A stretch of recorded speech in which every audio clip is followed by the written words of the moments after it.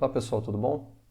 Muito bem, vamos começar então agora aqui a nossa quinta aula, de análise real, onde a gente basicamente é o seguinte. Bom, antes da gente começar a falar um pouco dessa aula em si, vamos falar um pouquinho a respeito dos assuntos, a respeito dos resultados, de alguns resultados que a gente viu na aula passada, tá? E vamos lembrar bem do nosso objetivo enquanto a gente estava estudando o tema, de teoria da medida aqui nesse curso, pelo menos nessa primeira parte onde a gente está estudando medidas em si. Vamos lembrar, pessoal, que na segunda aula, quando a gente começou a estudar medida, depois de preliminares, a gente começou a se perguntar se por um acaso existia uma medida que poderia ser definida em todo o conjunto das partes da reta, ou seja, uma medida que nos permitisse medir todo e qualquer subconjunto da reta, tá certo? E que satisfizesse aquelas três propriedades que a gente citou, que era que a medida do vazio fosse zero, essa medida, se você tivesse uma união enumerável de elementos disjuntos, de subconjuntos disjuntos da reta, então a medida dessa união era a soma das medidas, tá certo? Essa medida ela precisava ser invariante por movimentos rígidos, tipo translações, reflexões, esse tipo de coisa, tá certo?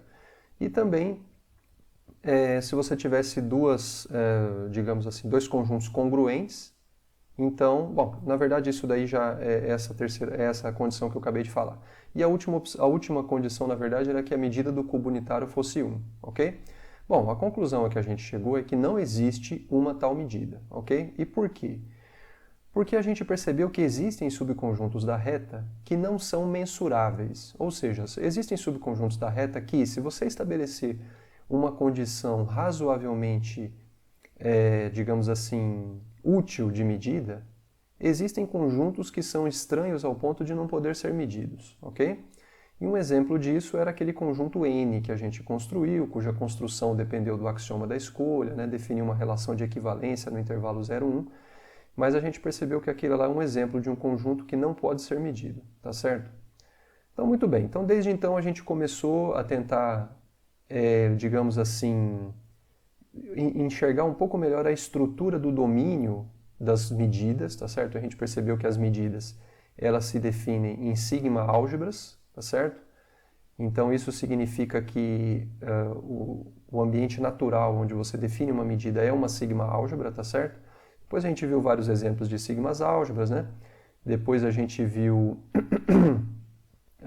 também a gente definiu de fato o conceito de medida, tá certo? Viu alguns exemplos, de medidas, tipo a medida de contagem, a medida de Dirac, Enfim, e algumas outras medidas lá que a gente viu, mas a gente ainda não conseguiu o que a gente queria, que era definir uma medida na reta que nos permitisse medir a maior quantidade possível de conjuntos, tá certo?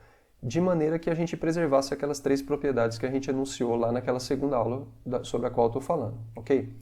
Aí, muito bem. Aí, digamos assim, que o jogo virou, ou seja, um ponto de inflexão nessa primeira parte do curso, foi quando a gente começou a estudar as medidas exteriores, ok? Por que eu digo isso? Porque as medidas exteriores, basicamente a medida exterior, ela é o objeto através do qual a gente consegue estabelecer de maneira abstrata um paralelo com aquele processo de calcular áreas de figuras do R2, de regiões do R2, de subconjuntos do R2, que a gente já conhecia antes, tá certo? Que era isso quando você aproximava a área de um subconjunto do R2 por fora, pela união dos quadrados que interceptam ele, tá certo?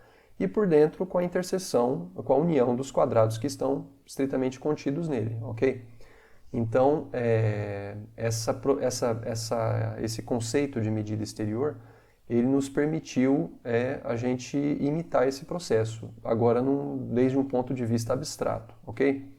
Aí, muito bem, então a gente viu lá que as medidas exteriores, quando você tem uma medida exterior, quer dizer, aí uma pergunta que se colocou foi, ora, como que a gente constrói medidas exteriores, Então a gente percebeu que se você começar com uma família, se você começar com uma família E, de subconjuntos de um certo conjunto X que é não vazio, de tal forma que o vazio e o próprio X estão nele, e se você tiver uma função ρ definida nesse E, em zero mais infinito, que no vazio vale a zero, então a gente viu que essa medida, essa função ρ aqui, ela induz uma medida exterior, né? Que é justamente a mi estrela de um certo erro, que era o ínfimo. Vocês lembram, né? Da soma dos ρs de AJs. Quando você faz o AJ varrer todas as coberturas possíveis do conjunto E através de elementos do E cursivo, tá certo? E aí, a gente começou a estudar depois disso, já na última aula, né? A gente começou a estudar um conceito também muito importante, que era o seguinte, é o conceito de pré-medida. Então, assim, a gente percebeu que quer dizer, seria de se esperar que essa medida exterior, que é induzida por essa função ρ aqui, ela é tão melhor quanto melhor for essa função aqui, porque é essa função que dá origem à medida exterior. Então a gente percebeu que quando você tem uma função ρ que origina uma pré-medida, e essa função ρ, que origina uma medida exterior, né? Quando essa função ρ, na verdade, ela é uma função que a gente denota ali genericamente por μ0, que é o que a gente chama de uma pré-medida, então é de se esperar que essa medida exterior ela seja mais interessante, ela tem um comportamento mais linear, digamos assim. Ok? De fato isso acontece. Aí a gente percebeu o seguinte, que quando você tem uma pré-medida, quando você tem aqui uma pré-medida, né? Que ela está definida em uma álgebra, toda pré-medida sempre se define numa álgebra, a gente percebeu que essa pré-medida, por um lado, ela induz uma medida exterior, né, definida no conjunto das partes, e aí essa medida exterior, ela dá origem a duas medidas. Primeiro, se você restringir essa medida exterior à família dos conjuntos que são μ estrela mensuráveis, lembrando que ser μ estrela mensurável significa significa que a noção de medida que essa medida exterior vai induzir, ela se aplica a esse conjunto em questão, ou seja, esse conjunto se comporta bem com respeito à medida exterior, no sentido de que quando você restringir essa medida exterior, a família desses conjuntos que se comportam bem, você vai ter de fato uma medida, ok? Quando você restringe a medida exterior a família dos conjuntos que são μ estrela mensuráveis, aqui eu vou denotar por M só, tá? Mμ, vamos pôr assim. Essa medida aqui é uma medida completa, tá certo? E se você restringir essa medida exterior a sigma álgebra gerada pela álgebra A, você vai obter uma outra medida, tá certo? Que não necessariamente é completa, mas ela também tem a propriedade de estender a pré-medida μ0. Então, que propriedades tem essas duas medidas aqui? Essa daqui é uma medida, essa daqui é outra medida, ok? A de cima é completa, enquanto a de baixo, em geral, não é completa. Essa de cima aqui, ela tem algumas propriedades. Por exemplo, você sabe que, na verdade, ambas, você sabe que estende a pré-medida μ0, no sentido de que quando você calcular μ estrela em um elemento da álgebra, isso coincide justamente com a pré-medida μ0, tá certo? Você sabe que todo mundo da álgebra ele é um conjunto μ estrela mensurável, tá certo? E aí depois, eu estou falando na verdade das proposições 2.13 e teorema 2.14, tá certo? Da aula passada. Então, um deles fala que essa medida exterior, todo mundo da álgebra é μ estrela mensurável, e a restrição de todo mundo, e depois a gente tem um outro teorema que fala que a restrição de μ estrela ao conjunto dos μ estrela mensuráveis ele é uma medida completa, tá certo? Isso daí, na verdade, quem fala pra gente é o teorema de Carathéodory, né? E depois, no outro teorema, a gente fala que quando você começa com uma pré-medida, existe uma maior medida que é possível definir na sigma álgebra gerada pela álgebra que estende o μ0. Essa maior medida é justamente a restrição da medida exterior induzida por μ0 à sigma álgebra gerada pela álgebra, ok? Então, pessoal, na verdade, por que eu estou falando isso? Por que eu estou relembrando isso agora? Porque agora o que a gente vai fazer é relembrar, na verdade, a gente vai usar todos esses teoremas que a gente viu até o momento. Então, para quê? Para a gente finalmente construir aquela medida que vai ser uma medida definida na reta real, que vai nos permitir medir, desde um ponto de vista adequado, a maior quantidade possível de conjuntos, ok? Então, essa aula ela é central por quê? Porque ela junta todo o esforço que a gente teve nas aulas anteriores para fazer aqueles resultados abstratos, para agora a gente juntar tudo isso em um único resultado concreto, falando a respeito da reta real, para que a gente consiga construir aquela medida que a gente tanto está querendo desde o começo do curso, tá certo? Então esse daí que é o nosso objetivo, tá legal? Então muito bem, então nessa sessão a gente vai, então aqui nessa aula a gente vai falar das medidas de Borel na reta, ok? Porque justamente essas medidas vão ser essas medidas que faz esse serviço que eu acabei de falar, tá certo? Então, na verdade, pessoal, então nessa sessão a gente vai utilizar os resultados vistos até aqui para construir uma medida em R, segundo a qual a medida de um intervalo seja o seu comprimento, ok? Então, antes disso, a gente vai definir uma grande categoria de medidas na reta, né, que são as chamadas medidas de Borel na reta. Então, o que é uma medida de Borel na reta? Uma medida de Borel na reta é toda e qualquer medida que você define em cima da sigma-álgebra de Borel na reta. Ok? Lembra da sigma-álgebra de Borel? É aquela sigma-álgebra gerada pela família dos conjuntos abertos no espaço métrico, no espaço topológico. Ok? Então, qualquer medida definida na sigma-álgebra de Borel é chamada de medida de Borel na reta. Ok? Então, essa definição está bem posta. Então, agora vamos lembrar, pessoal, que se você tem E, isso, lembra que lá umas 3 ou 4 aulas para trás, umas 2 ou 3 aulas para trás, na verdade, eu falei para vocês o seguinte, olha, vamos definir aqui um conceito que por enquanto a gente não vai utilizar muito, mas depois a gente vai relembrar disso, que era quando eu defini o que vinha a ser uma família elementar, ok? Uma família elementar de subconjuntos de X era uma família fechada por uniões finitas e disjuntas, tá certo? Aliás, por uniões finitas, e também de tal forma que o complementar de cada um dos seus elementos ele se escrevia como sendo união finita e disjunta de elementos do conjunto, tá certo? Isso daí era o que a gente chamava de uma família elementar. Então, se você tem uma família elementar, então a coleção das uniões finitas e disjuntas dos seus elementos forma uma álgebra. Isso daí foi visto em uma proposição que veio logo depois dessa definição que eu acabei de falar, que eu não fiz a demonstração, tá? Então a gente sabe que se você começa com uma família elementar, então a coleção das uniões finitas e disjuntas dos seus elementos forma uma álgebra, tudo bem? Então qual que é a ideia, pessoal, para a gente construir na reta real uma medida que vai fazer esse serviço que a gente quer, tá certo? Que é o quê? Medir desde um ponto de vista razoável, ou seja, preservando aquelas 3 propriedades da segunda aula, a maior quantidade possível de conjuntos. Ora, vamos parar para pensar. Eu estou falando para vocês que a medida exterior, induzida por uma pré-medida, ela é tão melhor quanto melhor for a pré-medida.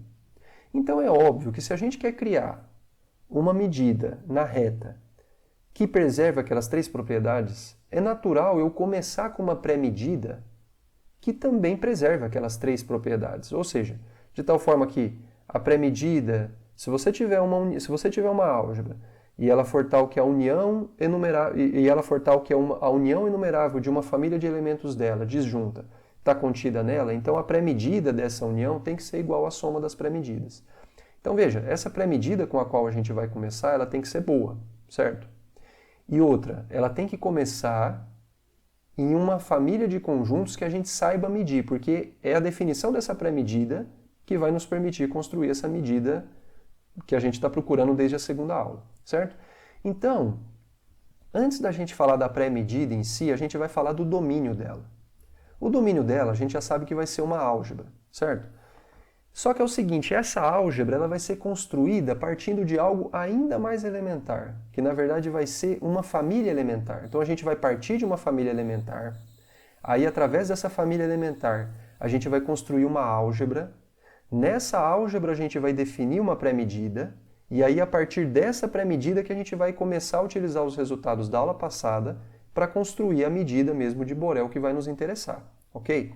Então, a família elementar com a qual a gente vai começar é justamente o que a gente chama de família dos H-intervalos, ok? Então vamos considerar E a coleção dos intervalos em R do tipo. Por que H-intervalos? H de half, em inglês, de meio. Quer dizer, são intervalos semi-abertos, ok? A gente vai chamar de E a coleção dos intervalos que pode ser de 3 tipos, olha. Pode ser esses intervalos aqui que, se for finitos, tem que ser semi-aberto, aberto à esquerda e fechado à direita. Eles podem ser semifinitos, no sentido de que eles podem ir até mais infinito à direita, não incluindo mais infinito, ou então pode ser o vazio, tá? Vamos definir aqui o vazio como sendo um intervalo, tá? Na nossa conversa aqui. Então perceba que, quer dizer, é possível a gente provar que E é uma família elementar. Sugiro que vocês tentem fazer isso, tá certo? Ela é a chamada família dos H intervalos. Então a família dos H intervalos é uma família de subconjuntos da reta formado por intervalos desse tipo, ok? Abertos à esquerda, fechados à direita, ou então de A até mais infinito aberto à esquerda, ou então vazio. Então essa aqui é a família dos H intervalos. É possível provar que essa aí é uma família elementar. Ora, toda família elementar dá origem a uma álgebra. Então a gente sabe que a coleção das suas uniões finitas e disjuntas é chamada de álgebra dos H intervalos, ok? Que a gente vai denotar aqui por A. Então quando a gente denotar por A, eu vou estar denotando a álgebra dos H intervalos, que vocês já sabem que é o quê? Um elemento típico dessa álgebra se escreve como sendo união finita e disjunta de elementos desse tipo aqui, ok? Então, muito bem. O que acontece? Todo intervalo desse tipo, ele está contido nessa álgebra.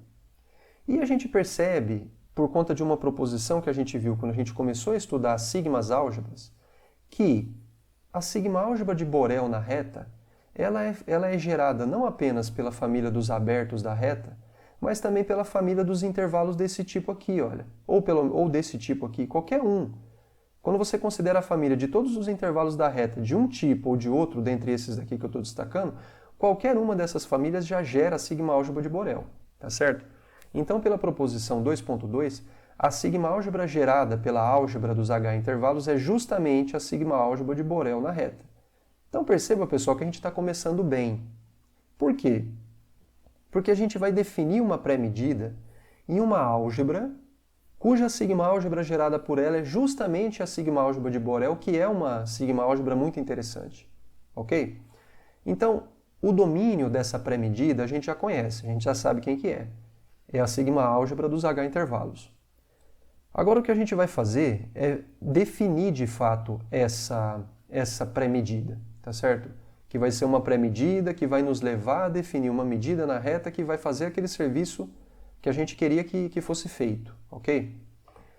Então, muito bem. Então é assim. A gente poderia fazer tudo aqui de maneira pura e simplesmente responder aquela pergunta que a gente levantou na segunda aula, ou seja, existe ou não uma função, uma medida, ou então se ela não existe, qual que é a maior família possível de conjuntos que você consegue medir, desde um ponto de vista de uma medida que satisfaça aquelas três propriedades. A gente poderia pura e simplesmente responder aquela pergunta, ok? Só que o trabalho que a gente tem para responder aquela pergunta é basicamente o mesmo que a gente vai ter para responder uma pergunta muito mais interessante, que é o seguinte: muitas vezes, e quando a gente trabalha com equações diferenciais, isso aí fica muito visível, né? Quando se trabalha com teoria espectral, com análise funcional, né? Quando você vai estudar o espectro de operadores, enfim. Tem toda uma área da matemática onde é interessante você construir medidas onde a medida de um intervalo não seja necessariamente o comprimento do intervalo, mas sim o seguinte: quando você tem uma função f maiúsculo que satisfaz certas propriedades, às vezes é interessante você medir esse intervalo desde o ponto de vista daquela função, no sentido de que a medida de um intervalo, ao invés, por exemplo, de um intervalo AB, deixa de ser B menos A simplesmente e passa a ser f de B menos f de A, certo? Então, e perceba que se f maiúsculo for a função identidade, a medida desse intervalo desde o ponto de vista dessa função, que é f de b menos f de a, vai ser justamente b menos a, ok? Então, basicamente, o que a gente vai fazer é fazer aqui o procedimento com um pouco mais de generalidade do que aquilo que seria necessário, tá? Então, é o seguinte, a gente vai perceber o seguinte, olha, vamos tomar aqui f maiúsculo, uma função da reta na reta que ela seja crescente e contínua à direita. Lembra o que significa uma função ser contínua à direita? Significa o seguinte, significa que se você tem aqui um ponto x0 do domínio da função, se você pega qualquer sequência xn que se aproxima de x0 pela direita, então f de xn vai convergir para f de x0, certo? Basicamente isso é uma função crescente e contínua à direita. Então, um exemplo de função crescente e contínua à direita seria, por exemplo, uma função, não sei se vai ficar muito visível aqui, tentar aumentar. Uma função, por exemplo, assim, olha. aberto aqui, aqui fechado, e aí depois uma função assim. Pronto, essa função ela não é contínua à esquerda nesse ponto, mas ela é contínua à direita nesse ponto, ok? Um exemplinho bem simples. Muito bem, então vamos considerar que f maiúsculo uma função crescente e contínua à direita, ok? E aí é o seguinte, dada uma função crescente e contínua à direita, a gente vai definir uma pré-medida na sigma álgebra dos H intervalos, na álgebra dos H intervalos. De que maneira? A gente vai definir uma pré-medida μ0 na álgebra dos H intervalos da seguinte forma.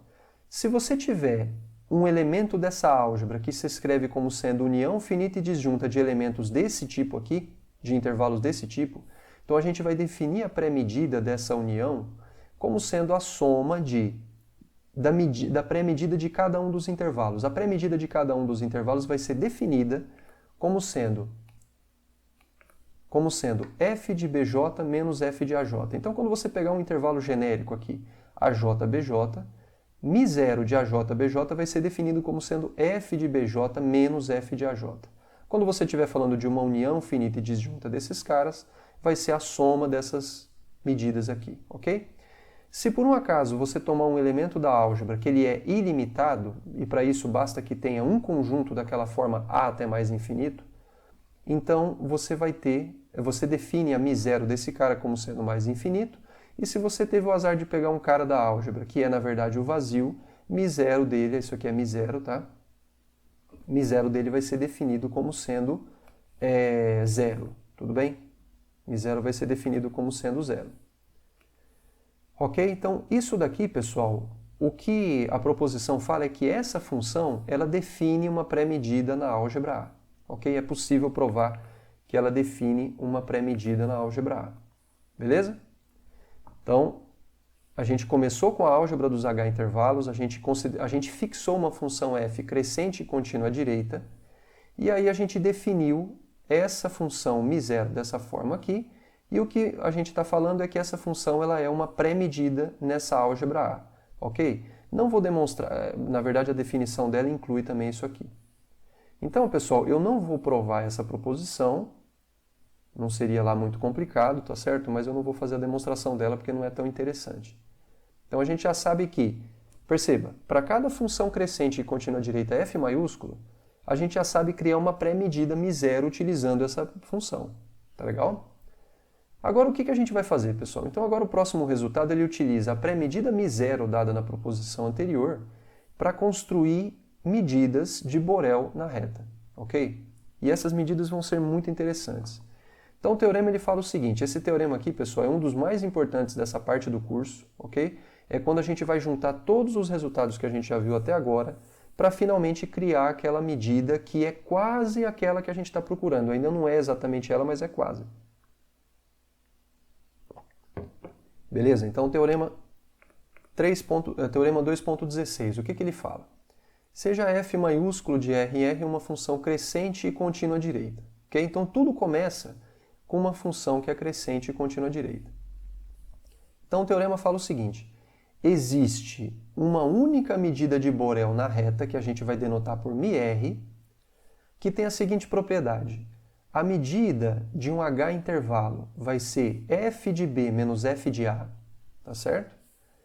E se você tiver que g também é uma função crescente e contínua à direita, então as medidas de Borel induzidas por cada uma delas, elas são iguais se e somente se essas funções diferem a menos de uma constante. Ou seja, se e somente se existe uma constante k real, de tal forma que f de x vai ser igual a g de x mais k para todo x real, ok? Ou seja, você sabe que a cada função crescente e contínua à direita existe uma única medida de Borel associada a ela, e se duas medidas de Borel que veio de duas funções crescentes e contínuas à direita, elas coincidem, isso só tem chance de acontecer quando as funções diferem a menos de uma constante, ok? Então, perceba, isso daqui nos fala o seguinte, olha, para cada função crescente e contínua à direita, existe uma única medida de Borel na reta, cuja medida de um H intervalo é igual a f de b menos f de a. Agora, uma pergunta que fica é, será que todas as medidas de Borel na reta, elas são geradas através desse procedimento? Ou seja, será que para todas as medidas de Borel na reta existe uma função crescente e contínua direita f maiúsculo que deu origem a ela? Essa é a pergunta que se coloca na volta desse teorema. Então, o teorema ele fala que reciprocamente essa resposta é parcialmente verdadeira. Ou seja, pelo menos aquelas medidas que são finitas em borelianos limitadas, então pensa que você tem uma medida μ, que está definida na sigma-álgebra de Borel da reta, que tem a propriedade que quando você pega um elemento da sigma-álgebra de Borel, ou seja, quando você pega um boreliano, que é um subconjunto limitado da reta, ou seja, ele cabe dentro de um intervalo da reta, imagina que essa medida tem a propriedade de que μ desses caras é sempre finito, ok? Então, se esse for o caso, então a gente consegue demonstrar que essa medida μ, ela é sim induzida por uma função crescente e contínua direita, cuja expressão é dada exatamente aqui, olha. A função crescente e contínua direita f, que vai dar origem a essa medida μ, ela é definida como sendo, se x é positivo, vai ser a medida de 0 até x. Então, veja, então é assim, você tem aqui o 0, né? Você tem aqui o 0. Se x é positivo, você mede esse intervalo desde 0 até aqui, e a medida desse intervalo você define como sendo f de x, se x é positivo. Se o x for negativo, vou pegar aqui um y negativo, então você vai medir o intervalo desde y até o 0. 0 de y até o 0. Só que você vai definir a f de y como sendo menos esse cara aqui, ok? E se por um acaso o x for o 0, então f de 0 vai dar 0, ok? Então essa função aqui, ela é uma função que o teorema afirma que ela é crescente e contínua direita, e ela dá origem a essa medida com a qual você começou aqui no começo do enunciado do teorema, ok? Então, pessoal, vamos lembrar muito bem desse enunciado. Isso é uma coisa absolutamente essencial, tá? Toda função crescente e contínua direita dá origem a uma única medida de Borel na reta, de tal forma que a medida de um h intervalo vai ser f de b menos f de a.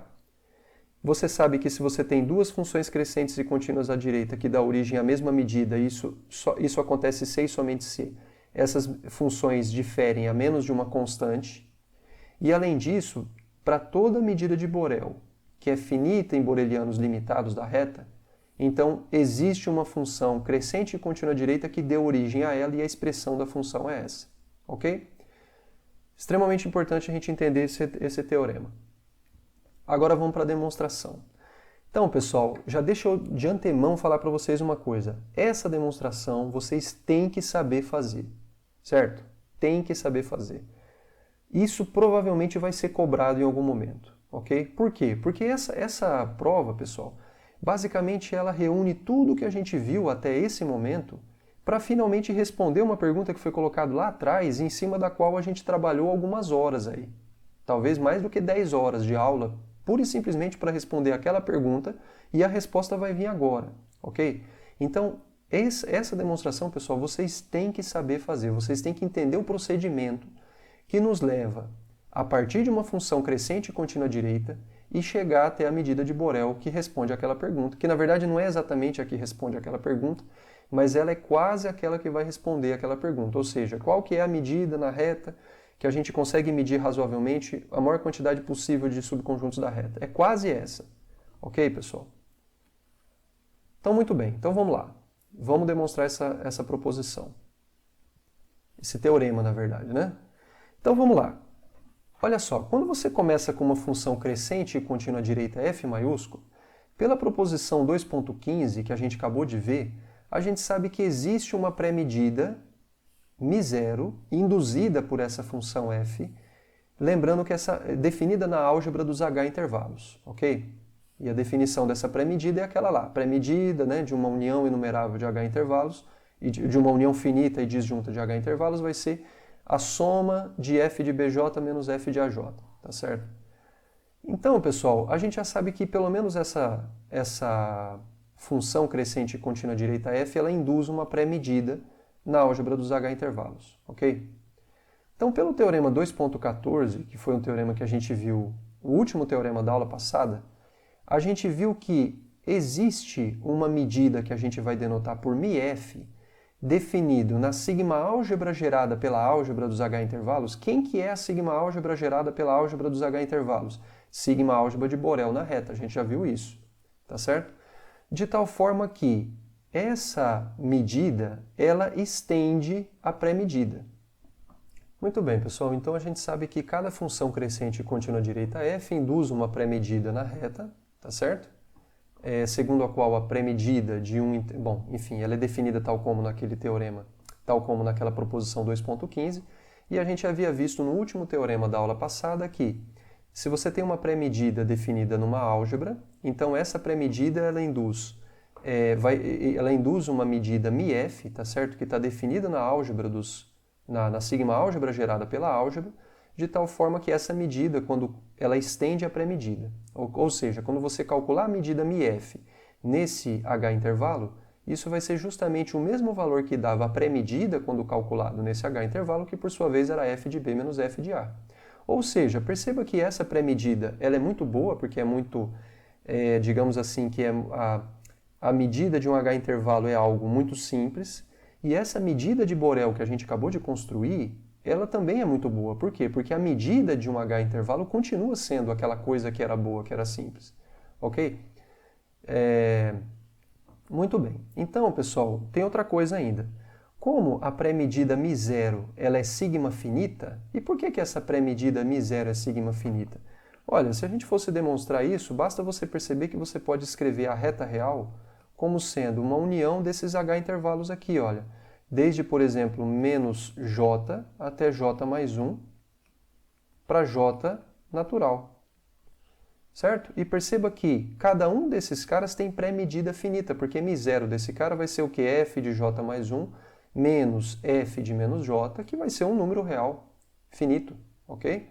Então, é fácil a gente ver que μ0 ela é sigma finita, porque você consegue escrever a reta real como sendo uma união inumerável de conjuntos que têm pré-medida finita, ok?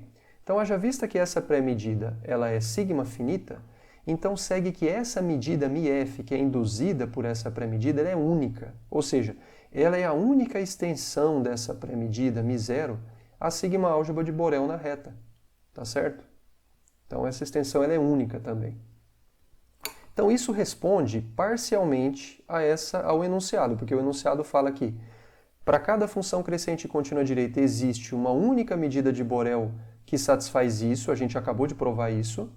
Agora a gente precisa provar que se g é uma função crescente contínua direita, então se as medidas induzidas por cada uma dessas funções coincidem, então isso acontece porque f menos g é uma constante, ok? E a volta também. Então a gente precisa provar isso. Bom, a gente vai provar apenas um dos lados, tá? Porque o outro lado ele é direto. Então veja bem, imagina que você tem f uma função crescente e contínua direita também. G também é uma função crescente e contínua direita. E imagina que a medida μf induzida pela função f, ela coincide com aquela medida de Borel induzida pela função g. Então, em particular, μf desse H-intervalo aqui coincide com μg desse H-intervalo, por conta dessa hipótese aqui, certo? Isso vale para todo x positivo. Ora, mas se isso acontece para todo x positivo, perceba que μf de 0 até x vai ser o quê? Vai ser f de x menos f de 0. Vamos escrever isso aqui.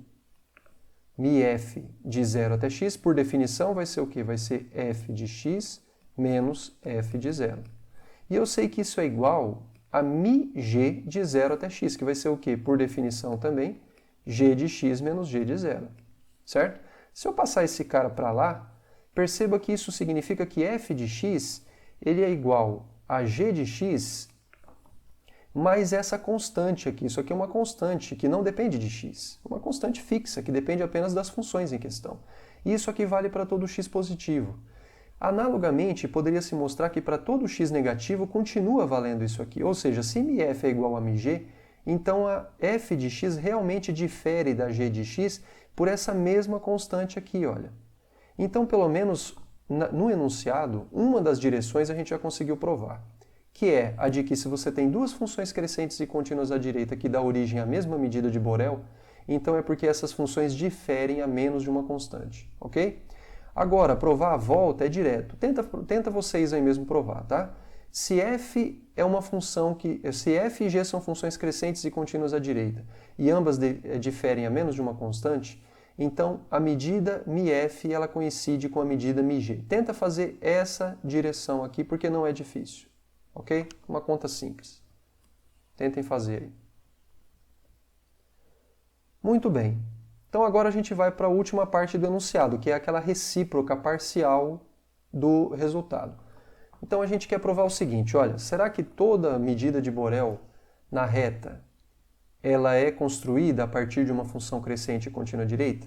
O enunciado, o teorema fala que sim, desde que ela seja uma medida finita em borelianos limitados. Muito bem. Então vamos pegar μ, uma medida finita em borelianos limitados da reta.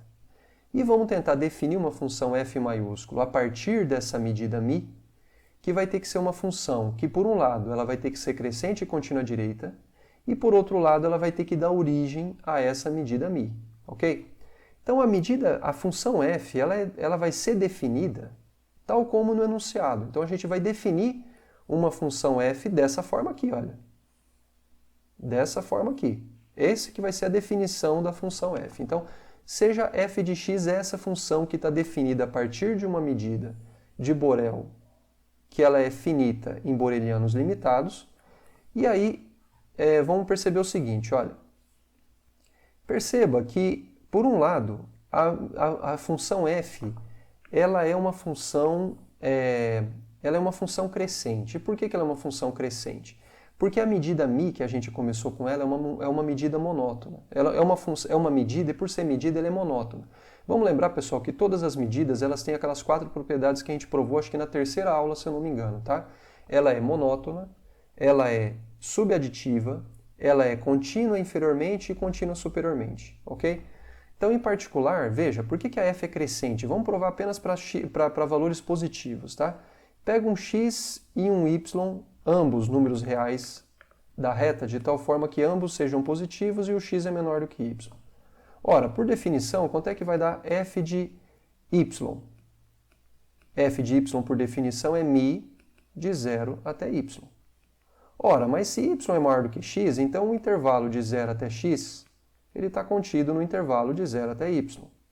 Como a medida μ ela é monótona, então a medida desse intervalo é menor ou igual do que a medida desse intervalo. Então, a medida de 0 até y é maior ou igual do que a medida de 0 até x. Certo? Ora, mas isso daqui é justamente f de x.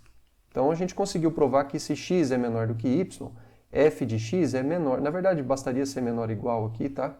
Então, f de x é menor ou igual do que f de y, que era o que a gente gostaria de provar. Depois tentem vocês fazer aí quando x é menor do que y e ambos são negativos, e quando x é menor do que 0, que é menor do que y, ok? É tudo análogo, não tem dificuldade para você provar isso. Então, é fácil ver que essa função realmente ela é crescente, tá? Não é difícil. Muito bem. Então, isso segue pela monotonicidade da medida. Agora tem uma coisa um pouco mais complicada, que é a questão da função f ela ser contínua à direita, ok? Então, para a gente provar, pessoal, que ela é contínua à direita, o que a gente precisa fazer é o seguinte. A gente precisa pegar um x0 qualquer do domínio dela, que é a reta real, pegar um x0 qualquer. A princípio, eu vou pegar um x0 que ele é um número positivo, ok? E preciso provar que para qualquer sequência xn que convirja para x0 pela direita,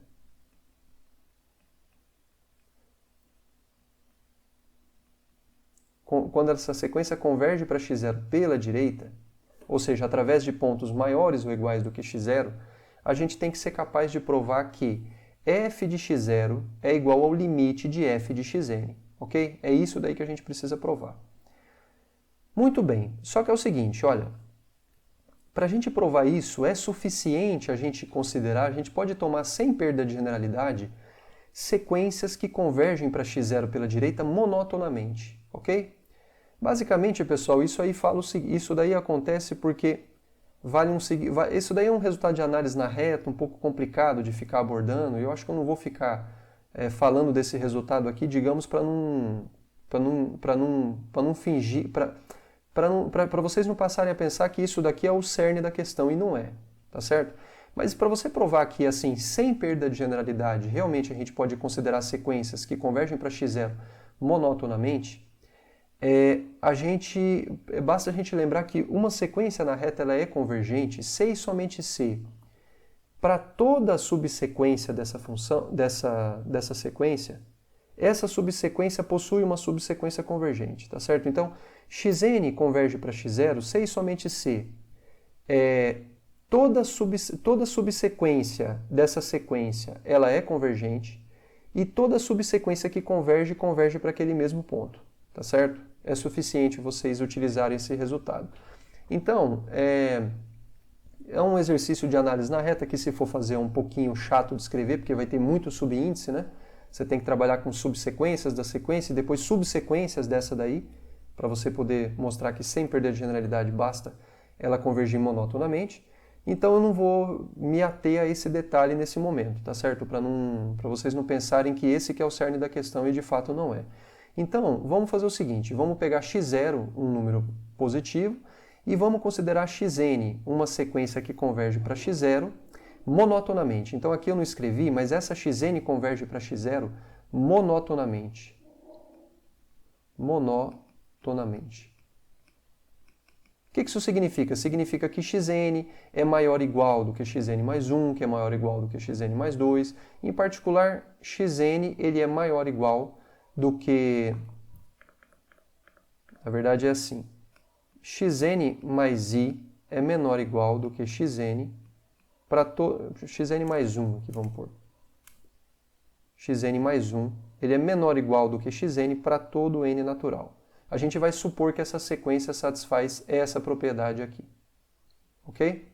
Muito bem, então se a gente está trabalhando com uma sequência desse jeito, o que acontece? Olha, f de x0, já que x0 é positivo, por definição, então a gente sabe que f de x0 por definição é μ de 0 até x0, ok? Ora, se você tem que essa sequência xn, ela converge para x0 monotonamente, então isso significa que esse intervalo aqui ele pode ser escrito como sendo a interseção desses intervalos de 0 até xn, tá certo? E isso daí é muito fácil de ver, né, pessoal? Se você tem aqui o intervalo, você tem o x0 positivo. Então, quando você pode escrever o intervalo, aqui é o 0, faz de conta que aqui é o 0, esse daqui é o x0. Você pode escrever esse intervalo de 0 até x0 como sendo de 0 até x1, interseção com 0 até x2, 0 até x3, 0 até x4. Ora, como o xn ele converge aqui para o x0, quando você tomar essa interseção dos intervalos do tipo aberto em 0 e fechado em xn, essa interseção vai ser justamente o intervalo de 0 até x0. Então, esse é o motivo pelo qual vale essa igualdade aqui, olha, ok? Só que tem uma coisa, aqui você está com uma interseção de uma família enumerável, encaixada e decrescente de subconjuntos de borelianos, e você sabe que a medida do primeiro é finita, porque você sabe que a medida, né, μ de 0 até x1, ela é finita. E por que ela é finita? Porque, por hipótese, essa medida ela é finita em borelianos limitados, e o intervalo de 0 até x1, o x1 está por aqui assim, digamos. Esse daqui é um intervalo limitado da reta e, portanto, a medida μ dele é finita. Então vamos lembrar, pessoal, da propriedade D, a continuidade inferior da medida μ, que a gente enunciou lá na terceira aula e demonstrou, que falava o seguinte, que quando você tem uma família encaixada e decrescente de elementos da sigma álgebra, então a medida da interseção é igual ao limite das medidas, ok? Então está aqui, a medida da interseção dessa família é igual ao limite das medidas dos elementos dessa família, certo? Só que aqui eu esqueci de escrever, mas isso daqui é justamente o limite, quando n vai para infinito, de f de xn, por definição. Ou seja, a gente conseguiu provar que f de x0 é igual ao limite de f de xn para toda a sequência xn que convirja para x0 pela direita. Aqui a gente está supondo, sem perder de generalidade, que essa sequência ela converge monotonamente, mas isso aí eu já falei que é uma questão que, se eu for falar a respeito disso, eu vou ficar uns 10 minutos aqui para demonstrar isso, talvez uns 15, tá? E aí tira o foco do que eu quero mostrar, ok? Então, sim, essa função ela é crescente e contínua direita, pelo menos em pontos da reta que sejam positivos, certo? Se você pode fazer a mesma argumentação agora trabalhando com números reais negativos, tá? Então, se você está trabalhando com números reais negativos, x0 negativo, você quer provar que a função f também é crescente e contínua direita em x0. Então, você vai pegar uma sequência xn que convirja para x0 agora por valores também converja pela direita para x0 e você também vai supor que ela converge monotonamente para x0, ok? E aí, pessoal, o que acontece? Aqui faltou escrever que ela converge monotonamente para x0, tá? Então, o que acontece? Como x0 é negativo aqui, então você sabe que f de x0, por definição, né, pelo enunciado do teorema, é menos a medida de x0 aberto até zero. Agora o desenho é outro, né? O desenho não é mais esse aqui, porque agora o seu x0 é negativo, então vai ficar assim, olha.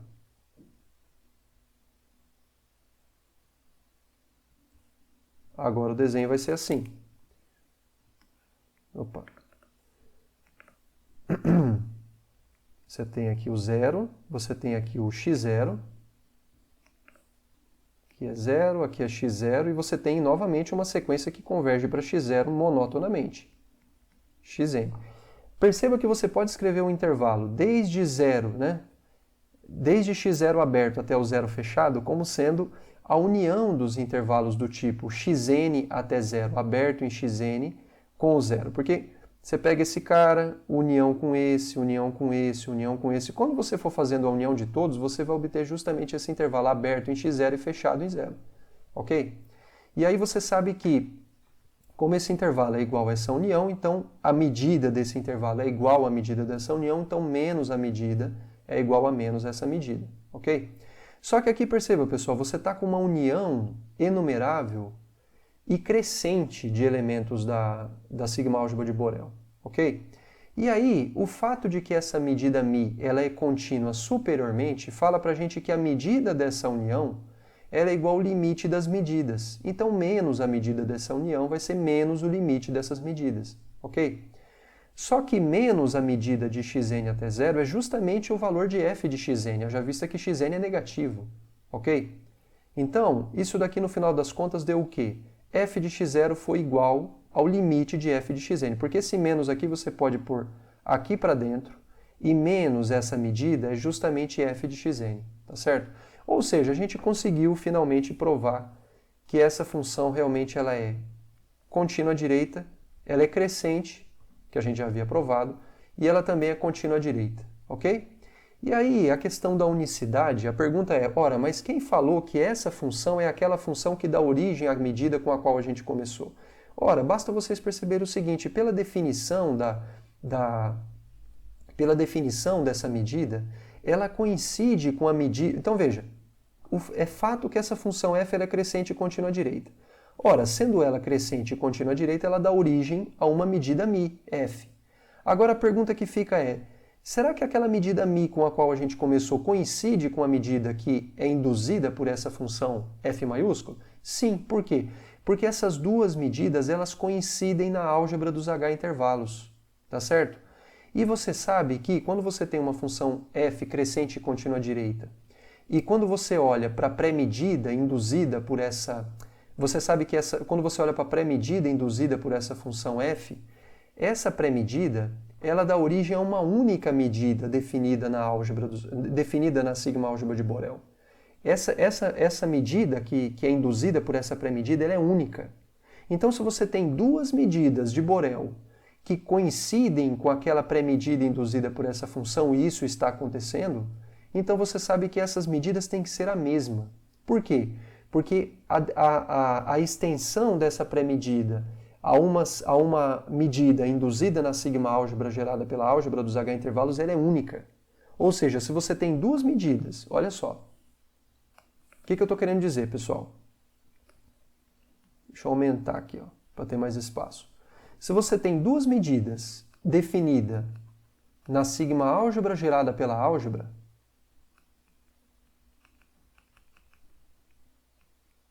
se você tem duas medidas e você sabe que essas duas medidas elas coincidem aqui embaixo na álgebra dos H intervalos, você sabe que a μf, quando restrito a essa álgebra, ela coincide com a μ quando restrita a essa álgebra. O que isso significa?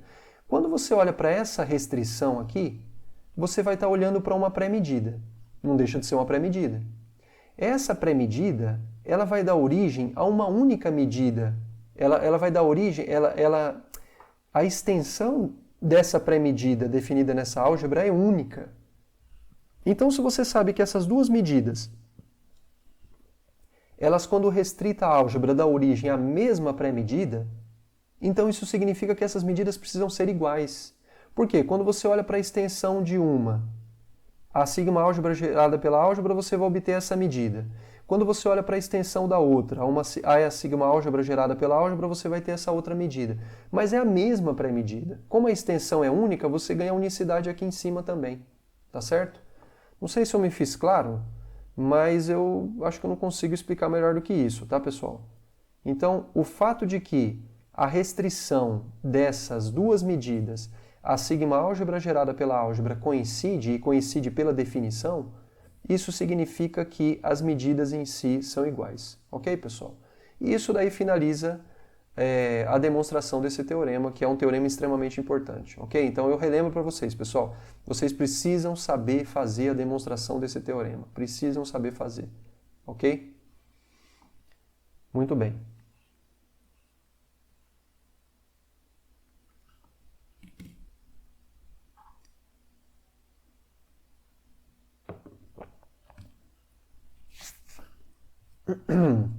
Vamos prosseguir. Bom, vamos ver aqui uma observação. A primeira observação que eu faço é o seguinte, olha, a gente desenvolveu essa teoria, ou seja, a gente criou uma medida de Borel na reta, induzida por uma função crescente e contínua direita, definida nos H intervalos, que são intervalos desse tipo aqui. Tá certo? Na verdade aqui tem um pequeno engano, é o contrário, né? É aberto à esquerda e fechado à direita. Então, pessoal, isso, não, tá certo. O que a observação fala para vocês é o seguinte, olha, o mesmo procedimento que nos levou a construir essa medida que eu acabei de descrever para vocês poderia ter sido feito se a gente estivesse trabalhando com funções contínuas, funções crescentes e contínuas à esquerda, desde que a gente trabalhasse com H intervalos agora definidos dessa forma. Intervalos, ao invés de ser aberto à esquerda e fechado à direita, é o contrário, é fechado à esquerda e aberto à direita, ok? Então, poderia ter sido feito do mesmo jeito, a dificuldade teria sido a mesma, e tudo que a gente provou continua sendo verdadeiro com as devidas adaptações, ok, pessoal? Então, muito bem. Então, agora o que a gente vai fazer? Olha só. Agora sim, pessoal, que a gente vai finalmente construir aquela medida na reta que vai nos permitir medir a maior quantidade possível de subconjuntos da reta e obedecendo aquelas propriedades que a gente havia construído, que a gente havia determinado, ok? Como que a gente faz isso? O ponto de partida vai ser o mesmo ponto de partida para a construção da medida de Borel, certo?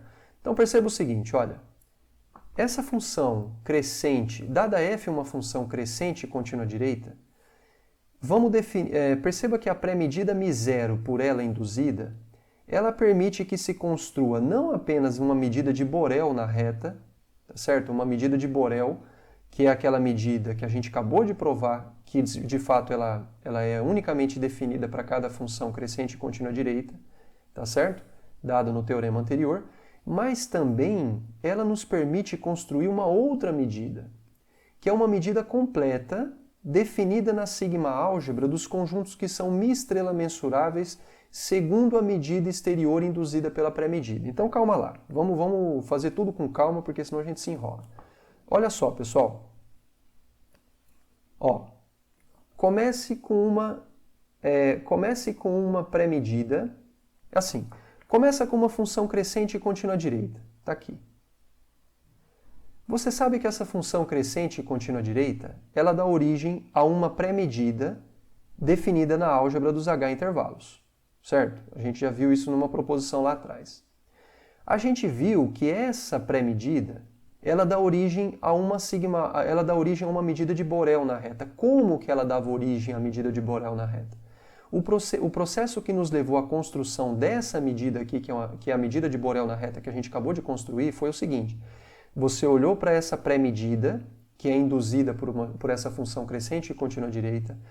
Você olhou para a medida exterior induzida por essa pré-medida.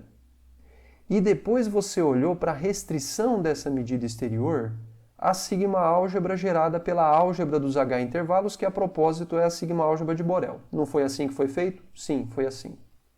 Então, esse processo aqui que está em verde, a gente já viu como é que faz. Ok? Só que tem uma coisa. Quando você olha para essa pré-medida aqui, que foi induzida por essa função crescente e contínua direita, e quando você olha para a medida exterior, que é construída a partir dessa pré-medida, essa medida exterior, ela nos permite construir não apenas essa medida de Borel aqui que a gente já construiu, como também ela nos permite construir uma medida completa definida na sigma-álgebra dada pelos conjuntos que são mi-estrela mensuráveis. Tá certo? Quem nos fala isso é o teorema de Kara-Teodori. Lembra? O teorema de Kara-Teodori fala o quê?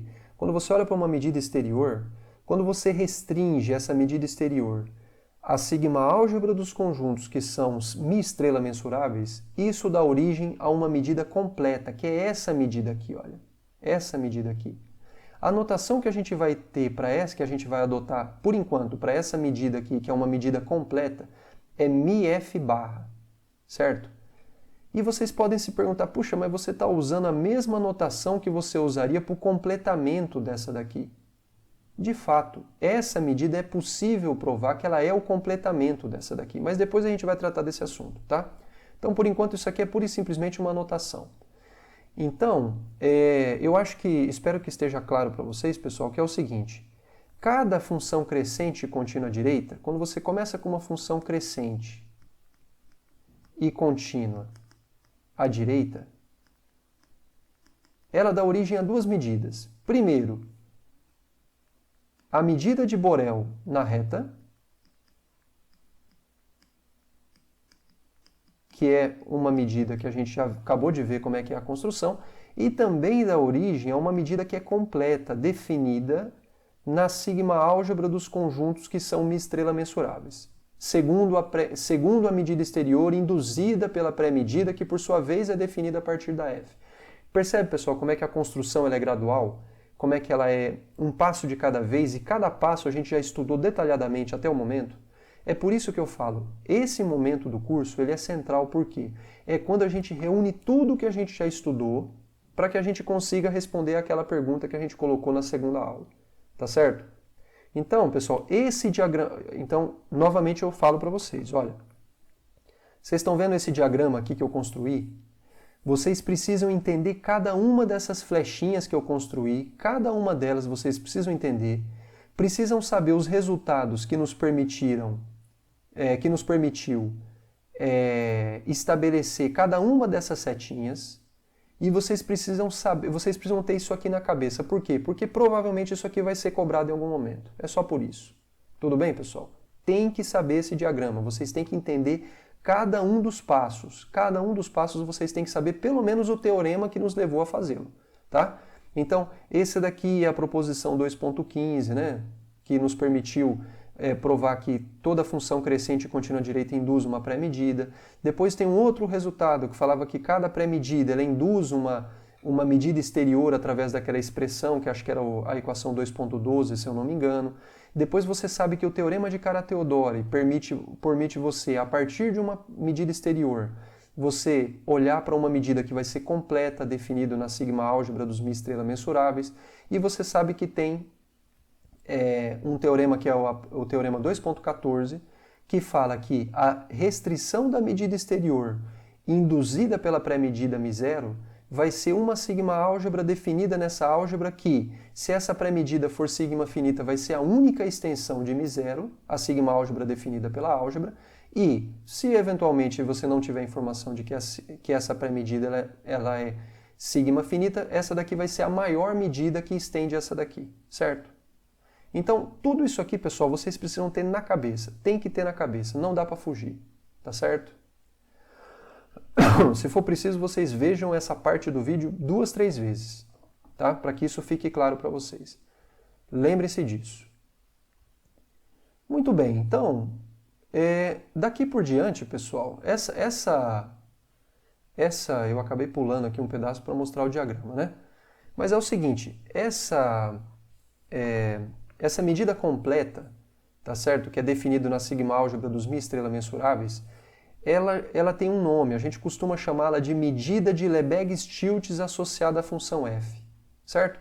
Então lembre-se disso daqui para frente. Olha, se vocês forem fazer um curso de doutorado em matemática pura, vocês vão em algum momento fazer uma disciplina de análise funcional. Quando vocês forem fazer, é muito provável que vocês vão estudar teoria espectral de operadores limitados entre dois espaços de Banach, de um espaço de Banach nele mesmo, tá certo? Quando vocês forem fazer isso e vocês forem estudar o espectro desses operadores, se vocês forem estudar o espectro desses operadores com uma lupa, vocês vão perceber que o espectro desses operadores ele é caracterizado justamente pela integral de uma função, pela integral com respeito a uma medida de Lebesgue-Stieltjes, tá certo?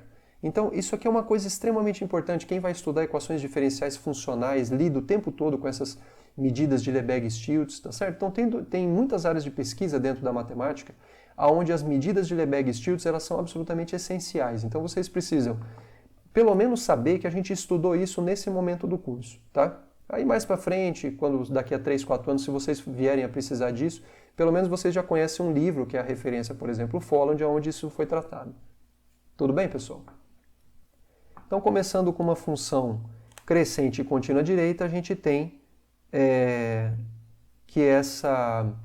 a gente sabe que a gente tem uma medida de Lebesgue-Stieltjes associada a essa função f, que é justamente a medida μf barra. Tudo bem, pessoal? Muito bem. Aí o que acontece? Olha, essa medida μf barra, que é essa medida de Lebesgue-Stieltjes associada, ela é muito melhor do que essa medida de Lebesgue. E por quê? Ela é muito melhor do que essa medida de Borel na reta. E por quê? Porque ela nos permite medir uma família muito grande de conjuntos. Então, a partir de agora, a gente vai trabalhar muito mais com essa medida do que com essa. Então, para fins de notação, só para a gente economizar a notação, de agora em diante, a gente vai usar essa notação aqui para se referir à medida de Lebesgue-Stieltjes associada a uma função crescente e contínua direita, ok? E ao domínio dessa medida, que é a família dos conjuntos que são mi-estrela mensuráveis, desde o ponto de vista da medida exterior, que foi induzido pela pré-medida, que por sua vez foi construída a partir da função f maiúsculo, a gente vai definir esse conjunto a gente vai denotar esse conjunto por mmi, ok? Aí, pessoal, olha só essa observação que interessante. Olha, quando a função f for a função identidade, obviamente ela é uma função crescente e contínua direita, ela é contínua em particular, perceba que essa medida aqui, μf, pessoal, ela é uma medida segundo a qual a medida de um intervalo é o seu comprimento, porque quando você pegar um H intervalo do tipo AB, a medida dele vai ser o quê? F de B menos F de A. Mas F de B é B e F de A é A. Então, essa medida de Lebesgue-Stieltjes associado a essa função identidade, ela é uma medida segundo a qual a medida de um intervalo, pelo menos de um H intervalo, é o seu comprimento, certo? E essa medida, pessoal, essa é a medida que responde àquela pergunta colocada na segunda aula. Ou seja, a pergunta que foi colocada é: qual será a medida que satisfaz aquelas 3 propriedades colocadas e que nos permite medir a maior quantidade possível de conjuntos da reta, de tal forma que você não perca essas 3 propriedades? Pois bem, essa medida é a medida de Lebesgue na reta, que é justamente essa medida, que é a medida de Lebesgue-Stieltjes associado à função crescente e contínua direita, que é a função identidade, certo?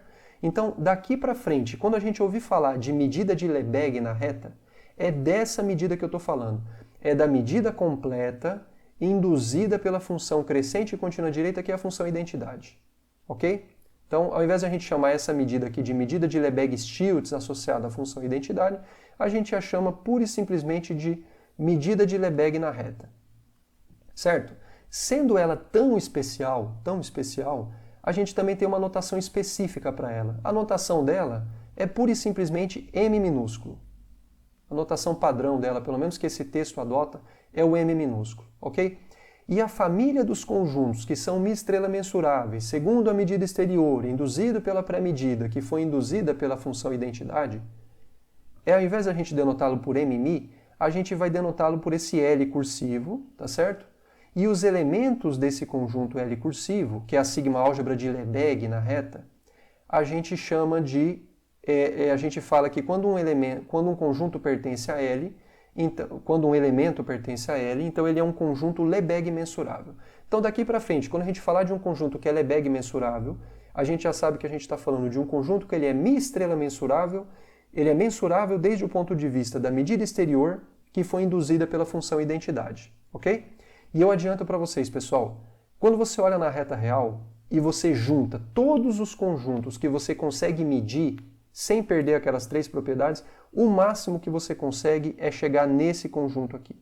Então esse conjunto ele é o maior subconjunto da reta que permite você medir, você tomar a medida desses conjuntos desde um ponto de vista razoável. Tudo bem, pessoal? Lembre-se disso. Então, essa medida ela é muito importante, sabe? Quando a gente trabalha com integração, vocês vão ver que, na verdade, a cada medida você tem uma noção de integração diferente. Quando você trabalha com integrais de funções da reta, se você não tiver num curso de cálculo 1 ou de cálculo 2, ou enfim, se você não estiver trabalhando num curso de cálculo, quando você escreve isso daqui, olha, integral de f de x dx de a até b, é muito provável que, na verdade, essa integral aqui não é a integral de Riemann que vocês aprendem lá no curso de cálculo. É a integral de Lebesgue, é a integral segundo a medida de Lebesgue na reta. E essa integral é muito melhor do que a de Riemann, por quê? Porque você consegue integrar funções que são muito mais complicadas, ok? Depois, esse vai ser o próximo assunto que a gente vai tratar no curso, tá? Que é quando a gente for tratar de integração. Então, pessoal, essa medida de Lebesgue na reta, ela é extremamente importante, tá? Vocês precisam conhecê-la muito bem e saber do processo que levou até a definição dela, tá? Muito bem, pessoal. Então agora vamos continuar. Bom, então a gente já sabe definir, né, uma medida de Lebesgue-Stieltjes associada a cada função crescente e contínua direita.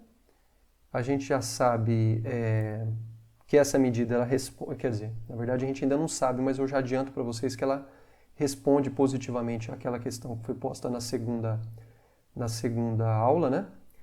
E agora, pessoal, o que a gente deve fazer já vista que essa medida é tão importante, tão boa, a gente deve conhecer um pouco melhor as suas propriedades, ok? Então, daqui para o fim da sessão, daqui para o fim da aula, e na verdade o começo da próxima também, a gente vai se dedicar a estudar um pouco as propriedades dessa medida, tá certo? Então, perceba só. Seja μ uma medida de Lebesgue-Stieltjes associada a uma função crescente e contínua direita f maiúsculo, ok? E mμ o seu domínio, né? Então, se E ele é um elemento mi-estrela mensurável, ou seja, se ele é mensurável desde o ponto de vista da medida exterior induzida por essa função f, então perceba que pela definição dessa medida exterior, você sabe que μ de E, a única informação que você tem é o quê? É que isso é o ínfimo das somas das medidas de elementos da álgebra, tá certo? Cuja união cobre o E, não é? Então, na verdade, eu deveria ter escrito invertido, né, essa definição aqui. Então, μ de E você sabe que é o ínfimo da soma de μ de H intervalos, cuja união contém o E. Mas você sabe que a medida de cada um desses H intervalos, como você está com a medida,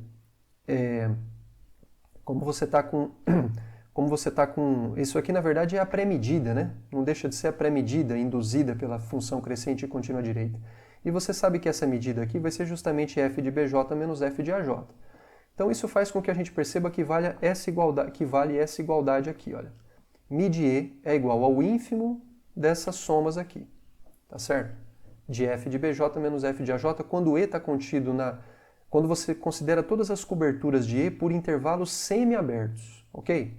Então a questão que se coloca nesse lema aqui, que vai ser respondida por esse lema, é o seguinte, olha, será que ao invés de a gente ficar trabalhando com intervalos semi-abertos, né, que é uma coisa um pouquinho chata, será que a gente não poderia trabalhar com intervalos abertos? Ou seja, será que a gente não poderia substituir aqui esses intervalos semi-abertos por intervalos abertos? Isso por si só já iria nos ajudar nos próximos resultados, tá? Vocês vão ver mais para frente isso. Então a resposta é sim, essa resposta é dada aqui nesse lema 2.7, que fala o seguinte, olha, para todo E pertencente a MMI, ou seja, para todo conjunto mensurável, desde do ponto de vista da medida de Lebesgue-Stieltjes em questão, mid-E ele coincide com o ínfimo da soma das medidas desses intervalos abertos, cuja união cobre o conjunto E, tá certo? Então vocês percebam aqui a sutil diferença que tem entre esses dois ínfimos aqui, tá? É que um deles é tomado em cima da família das coberturas por intervalos semi-abertos e esse daqui são intervalos abertos, tá? Então vamos provar que esses dois números coincidem quando para todo E um conjunto mensurável. Então a gente vai fazer o seguinte, olha. A princípio a gente vai chamar isso aqui, a gente vai denotar provisoriamente isso daqui por ni de E. Eu não sei se essa igualdade é verdadeira, justamente o que a gente quer provar é que sim, e aí o que a gente vai tentar provar é que mi de E é igual a ni de E, tá certo? Isso é suficiente para a gente provar o resultado. Então, veja, a gente vai provar primeiramente que esse número ele é menor ou igual do que esse e depois o contrário, tá certo? Então, vamos supor primeiramente que mi de E é menor ou igual do que... Aliás, não vamos supor, vamos provar essa desigualdade aqui, tá? Ou seja, que mi de E, cuja definição está lá em cima, é menor ou igual do que ni de E, cuja definição está aqui embaixo, tá? Então, perceba uma coisa, olha. De fato, perceba o seguinte. Suponha que você tem uma cobertura de E por intervalos abertos, tal como é dado na definição do ni de E, ok? Então perceba que cada JBJ pode ser, por ser um intervalo aberto, e ele pode ser escrito como sendo uma união enumerável de H intervalos dessa forma aqui, olha. Ó, imagina que você tem assim, você tem aqui o AJ, aqui você tem o BJ, tá certo? Então aqui está o AJ e aqui está o BJ. Perceba que você pode escrever esse intervalo, AJ até BJ, né, aberto aqui e aberto do outro lado também, como sendo a união enumerável e disjunta desses intervalos aqui, olha. C1 até o C2, depois C3, aí você define, né? Depois C2 até o C3, C3 até o C4, C4 até o C5. Ou seja, quando você tem uma sequência CJK, onde essa CJK converge para BJ quando K vai para infinito, certo? Então você vai poder escrever cada um desses intervalos aqui, AJ até BJ, como sendo a união desses intervalos aqui. Perceba que é uma união disjunta de H intervalos. Beleza? Onde aqui esse CJK converge crescentemente para BJ quando K vai para infinito. Ok? Ora, então isso significa que aquele E que estava contido na união desses intervalos aqui, ele vai estar contido nas uniões, tanto em J quanto em K, indo de 1 até mais infinito, desses intervalos aqui. Não é verdade? Porque o E estava contido, né, na união. Deixa eu pôr para cá, senão vocês não enxergam. O E estava contido na união dos AJ-BJ para J natural, mas você sabe que cada um desses caras ele se escreve como sendo união de IJK, essa união em K, e aí você pode escrever essa união como sendo uma união duplamente indexada, desde 1 até mais infinito, dos IJKs, ok? Ou seja, pessoal, no final das contas, você também consegue, a partir de uma cobertura de E por intervalos abertos, você criou uma cobertura de E por H intervalos, ok? Então, você sabe que a soma, e você perceba que essa união aqui, ela é uma união, quer dizer, pelo menos para cada J fixo é uma união disjunta, tá? Então vocês percebam o seguinte, que a soma em J de Mi desses intervalos aqui vai ser o quê? Vai ser igual, Ora, para cada J fixo, essa medida, esse intervalo aqui, ela é uma união disjunta desses intervalos aqui JK, quando K varia. Então, já que μ é uma medida, então você sabe que esse cara que está aqui, ele é igual a essa soma que está aqui. É igual a essa soma, tá certo? Por quê? Porque você tem que esse conjunto aqui, ele é a união disjunta e enumerável desses caras aqui, tá certo? E aí, então isso significa que a soma desses caras é igual à soma desses caras, tudo bem? Ora, mas aí, pessoal, perceba que isso daqui é um número maior. Essa soma dupla aqui, duplamente indexada, tanto em J quanto em K, é maior ou igual do que o μ de E. Por quê? O μ de E, por definição, ele é o ínfimo das somas de medidas de H intervalos que cobrem o E, tá certo? E aqui você tem uma soma, você tem uma união enumerável de H intervalos que contém o E. Então isso significa que a medida de E, por ser o ínfimo dessa família, vai ser a maior das cotas inferiores. Em particular, ele é menor ou igual, o ínfimo dessas somas é menor ou igual do que cada um dos termos dessa soma. Do que cada uma das somas, tá certo? Quando associadas a diferentes coberturas possíveis. Então você sabe que por esse número real, por ser um elemento do conjunto cujo ínfimo é a medida de E, então você sabe que a medida de E é menor ou igual do que essa soma aqui, tá certo? Então, beleza. Então, o que a gente provou? A gente provou que μ de E é menor ou igual do que todos os elementos do conjunto cujo ínfimo é esse número aqui, certo? Ora, já que esse número ele é o ínfimo desse conjunto, então ele é a maior das cotas inferiores. Como a gente acabou de provar que μ de E é uma cota inferior desse conjunto aqui, olha, então isso significa que N de E é maior do que ele. Por quê? Porque N de E é a maior das cotas inferiores. Então isso significa que μ de E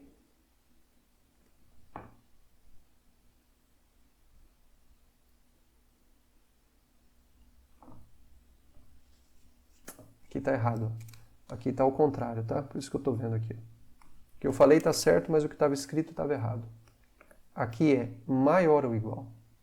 Tá certo? Perceba. Então eu vou falar de novo, tá? O que a gente provou aqui com essa desigualdade? A gente provou que o μ de E ele é uma cota inferior para o conjunto cujo ínfimo é esse cara aqui, certo? Ora, já que esse cara ele é o ínfimo desse conjunto, então ele é a maior das cotas inferiores. Se ele é a maior das cotas inferiores, já que μ de E é uma cota inferior, então isso significa que ela é menor ou igual do que a maior delas, que é o N de E.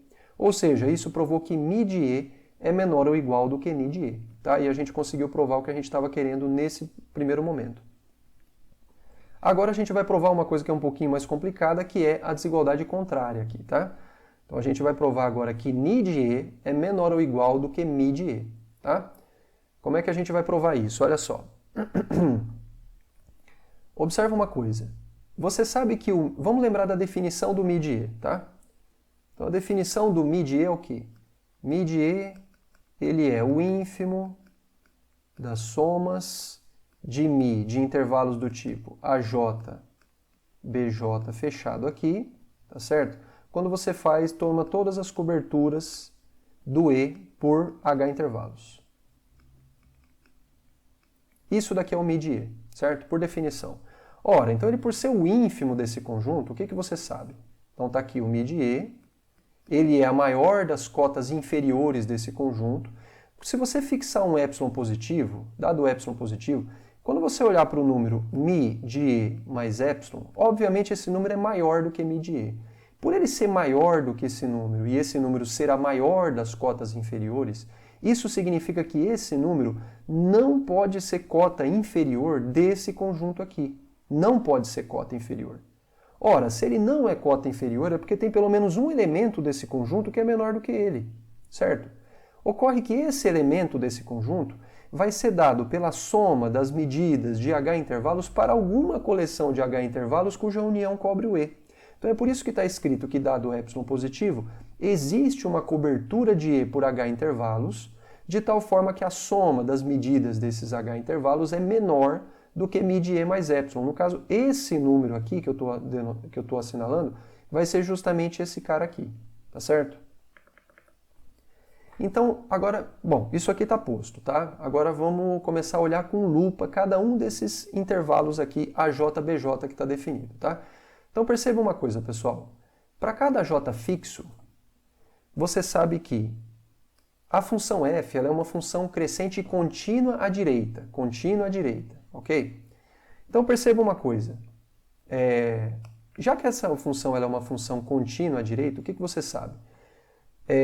Olha para o número bj, que é o extremo direito desse intervalo. Então você sabe que você tem aqui, para cada j fixo você tem um intervalo, né? AJ-BJ, né, que é um intervalo aberto aqui em AJ e fechado em BJ. E você acha que você sabe que a função f ela é contínua à direita nesse ponto aqui. F é contínua à direita em BJ. O que isso significa? Por definição, ela ser contínua à direita. Significa o seguinte, significa que para todo epsilon positivo, quando você olhar para o número, quando você olhar para esse intervalo aqui, BJ,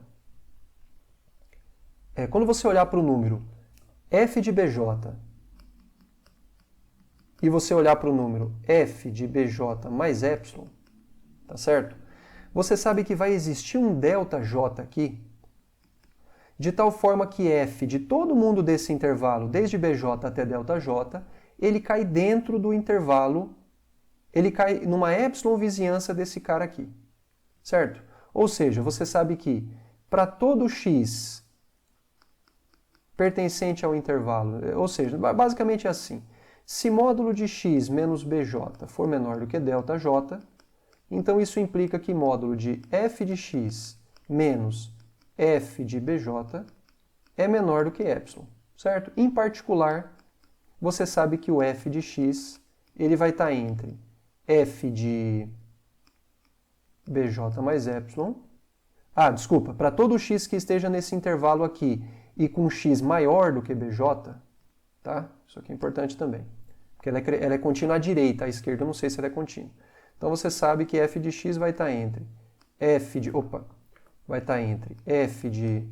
bj menos epsilon e f de bj mais epsilon, ok? Muito bem. Em particular, como a f é crescente, você sabe que sempre o que vai acontecer é isso aqui, tá? O f vai ser estritamente menor do que o f de bj mais epsilon. Então, pessoal, você sabe o seguinte, você sabe que para esse epsilon, para cada j, para aquele epsilon fixo, vai existir um ΔJ de tal forma que f de bj mais ΔJ menos f de bj é menor do que... desculpa, não é epsilon. É epsilon sobre 2 elevado a j. Eu posso escolher, pessoal, o epsilon que eu quiser aqui, tá? Para cada j fixo e para cada número que eu escolhi aqui, existe um ΔJ. Eu estou considerando o ΔJ que está associado a esse número positivo aqui, tá? Que obviamente depende do j. É por isso que o delta também depende do j. Ok? Por quê? Porque f é crescente e contínua à direita. Então, dessa forma, perceba o seguinte. Olha só, o E ele não estava contido na união dos H intervalos? Sim. Só que para cada J fixo, o intervalo AJ até BJ, ele está contido no intervalo de AJ até BJ mais ΔJ, porque esse intervalo passou um pouquinho do BJ. Sendo que agora esse aqui eu vou considerar intervalos abertos, tá certo? Então perceba o seguinte, note que a soma das medidas desses intervalos abertos aqui vão ser o quê? Perceba, μ é uma medida. Eu posso escrever esse intervalo aberto como sendo o intervalo de AJ até BJ fechado, união com o intervalo aberto em BJ até o BJ mais ΔJ. Esse daqui é o BJ mais ΔJ, tá? Tá escrito errado aqui. BJ mais ΔJ, ok? E aí, pessoal, e eu sei que como μ é uma medida, já que essa união ela é disjunta, eu sei que a medida dessa união vai ser igual à soma das medidas. Então, para cada j fixo, essa medida se escreve como a soma da medida desse h intervalo mais a medida desse intervalo aberto aqui, tá certo? Só que tem uma coisa, essa medida aqui, olha, deixa eu apagar aqui para escrever, justificar tudo direitinho. Essa medida aqui, ó, medida de BJ até BJ mais ΔJ. Esse intervalo aberto, ele está contido no intervalo aberto à esquerda e fechado aqui, certo? Então, como consequência disso, a medida desse intervalo aberto é menor ou igual do que a medida desse intervalo semiaberto aqui, olha. BJ mais ΔJ fechado aqui, certo? E essa medida, pela definição da Mi, vai ser o quê? Vai ser F de BJ mais ΔJ menos F de BJ. Só que eu escolhi o ΔJ de tal forma que esse número aqui, olha, ele seja menor do que epsilon dividido por 2 elevado a j. Olha o que está escrito aqui em cima. Ó. Tá certo? Então isso significa que a soma desses caras vai ser menor ou igual do que a soma das medidas desses caras mais epsilon elevado a j. Certo? Quando você toma essa soma aqui, pessoal, é só na primeira parcela, tá? Não é na segunda. Isso aqui é para j indo de 1 até mais infinito. Quando você soma o primeiro, a parcela, vai dar isso aqui. Quando você somar a segunda, isso vai ser menor ou igual do que essa soma aqui, a soma dos épsilons dividido por 2 elevado a j. E essa soma, ela é menor ou igual do que epsilon, tá certo? A soma de epsilon sobre 2 elevado a j, quando j vai de 1 até mais infinito, é menor ou igual do que epsilon, tá certo? Por esse motivo você tem essa desigualdade aqui, ok? Só que lembre-se que você escolheu esses h intervalos aqui de tal forma que a soma das medidas deles seja menor do que mi de e mais epsilon. Então, esse número aqui, eu vou trocar por esse daqui. E vou obter um número menor. Na verdade, é menor estrito, mas faz de conta, menor ou igual é suficiente, tá? Então, no lugar dessa soma, eu vou escrever mi de e mais epsilon. Como eu já tinha vai aparecer um epsilon daqui e o outro daqui vai ficar mais 2 epsilon. Então, o que a gente provou no final das contas? Olha só. O que a gente provou no final das contas foi o seguinte, olha, que a soma das medidas desses intervalos abertos é menor ou igual do que a medida de e mais 2 epsilon. Isso vale para todo epsilon positivo. Como isso vale para todo epsilon positivo, isso significa que a medida ni de e é menor ou igual do que mi de e. Por quê? Vamos entender por que essa desigualdade nos leva a essa daqui. Veja bem. Bom, uma coisa que é fato é o seguinte, essa desigualdade é verdadeira para todo epsilon positivo. O que isso significa? Que esse número ele é menor ou igual do que mi de e, certo? Por contradição, você prova isso facilmente a partir dessa desigualdade aqui que a gente obteve. Tudo bem? Então, esse número ele é menor ou igual do que mi de e. O que isso significa? Isso significa o seguinte, que, ora, um elemento genérico da família... Veja, é assim, você sabe que o ni... Vamos olhar para a definição do ni de e, tá certo? A definição do ni de e é o quê? Ele é o ínfimo das somas das medidas de intervalos abertos cuja cobertura cobre o e, tá certo? O que a gente encontrou aqui foi que você sempre encontra uma cobertura de intervalos abertos, uma cobertura de e por intervalos abertos, cuja soma das medidas desses caras é menor ou igual do que mi de e. Ora, então isso significa que mi de e não pode ser cota inferior do conjunto cujo ínfimo é esse cara. Ora, como esse daqui é uma cota inferior para esse conjunto, você sabe que o ni de e em particular, na verdade é assim, olha, o ni de e em particular, o ni de e em particular, ele é, por definição, menor ou igual do que esse número. Por quê? Porque isso daqui é uma cobertura de e por intervalos abertos. Então, pelo ni de e ser o ínfimo desses números, ele é menor ou igual do que esse cara. Então, como esse cara é menor ou igual do que mi de e, então isso significa que, na verdade é assim, pessoal. Deixa eu só fazer uma correção, tá? Essa desigualdade aqui é falso quando eu falei que ela prova que essa soma é menor ou igual do que mi de e, tá? Por quê? Porque isso daqui depende do epsilon que eu fixei. Por quê? Porque o ΔJ depende do epsilon. Então, na verdade, deixa eu me corrigir. É o seguinte, olha. Lembra quando a gente provou que essa soma é menor ou igual do que mi de e mais 2 epsilon para todos os epsilon? Ponto. Guarda essa informação. O que acontece? Essa soma ela é maior ou igual do que ni de e. Então, o que a gente provou aqui? A gente provou que ni de e ele é menor ou igual do que mi de e mais 2 epsilon para todo epsilon. Eu não estou mais olhando para quem está no meio dessa soma, eu só estou olhando para isso, olha. Estou olhando para isso aqui, deixa eu colocar mais para cima, ó. O que a gente obteve aqui foi que ni de e é menor ou igual do que mi de e mais 2 epsilon para todo epsilon positivo. Ora, isso implica que ni de e é menor ou igual do que mi de e. Por contradição, a gente prova isso tá certo? Facilmente. Suponha que vale o contrário, e aí você pega um epsilon menor do que metade, 1/4 da distância entre esses dois números, acabou, você já vai chegar numa contradição, tá? Então, essa cadeia de desigualdades aqui serviu para a gente provar que ni de E é menor ou igual do que mi de E mais 2 epsilon para todo epsilon. Agora sim, como esse número e esse não depende mais de epsilon, e essa desigualdade vale para todo epsilon, então é verdadeiro que esse cara é menor ou igual do que esse, e é o que a gente queria provar, certo? Ou seja, no final das contas a gente conseguiu provar o que a gente estava querendo, tá? Ou seja, pessoal, o que acontece? A gente provou que quando você toma na definição daquela medida exterior, quando você vai medir o conjunto, um conjunto mensurável E qualquer, você pode substituir os H intervalos, você pode substituir por intervalos abertos, de fato. Ok? Então, em particular, vale essa igualdade aqui.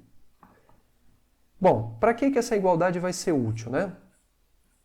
Ela vai ser útil, por exemplo, agora para a gente provar o último resultado aqui da nossa aula, que é o seguinte, olha. Esse teorema 2.18. O que ele fala, pessoal? Esse teorema é muito interessante. Ele fala o seguinte, olha, é fato, pessoal, que os elementos que são mi-estrela mensuráveis, ou seja, os conjuntos que são Lebesgue-Stieltje mensuráveis, digamos assim, eles podem ser muito complicados, tá certo? Enquanto os elementos da sigma-álgebra de Borel, eles são, embora ainda sejam complicados, você consegue pelo menos saber que eles se escrevem, quer dizer, não é que você sabe como que eles se escrevem, mas você tem a informação de que ele está na sigma-álgebra gerada pelos abertos, né? Então, enquanto que os conjuntos Borel mensuráveis, né? Ou seja, os conjuntos que estão na sigma-álgebra de Borel, enquanto vocês têm pelo menos algum resquício de informação topológica desse conjunto, porque você sabe que a sigma-álgebra de Borel ela é induzida, né? Ela é gerada pela álgebra, ela é gerada pela família dos conjuntos abertos, enquanto você tem essa informação, a respeito da sigma-álgebra, do conjunto, da família dos conjuntos que são Lebesgue-Stieltje mensuráveis, você não tem informação topológica nenhuma deles. Você sabe pura e simplesmente que eles são mensuráveis desde o ponto de vista da medida exterior, que foi induzido por uma pré-medida construída a partir de uma função crescente e contínua direita. É só o que a gente sabe, mais nada, certo?